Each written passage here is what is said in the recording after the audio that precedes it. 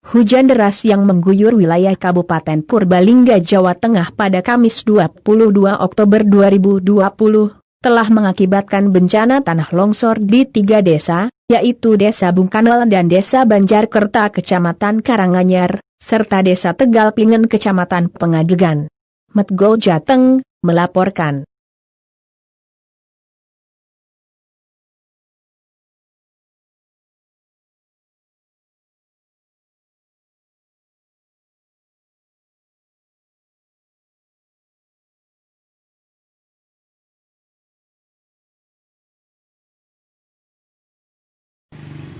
Selamat pagi rekan-rekan, rekan-rekan Rapi dimanapun Anda berada, melaporkan dari Delta Serata Galbingen, tepatnya di RT 4 RW 1, kediaman Bani ini ya.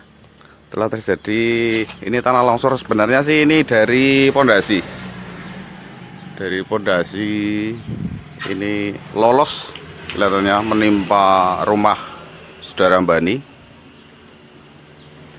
Sebentar ya, saya bergerak ke dalam sedikit. Ini agak berat kawan-kawan, dan memang tidak memakan korban jiwa, namun dengan kerusakan yang diakibatkan cukup serius ya. Ini lolos semua.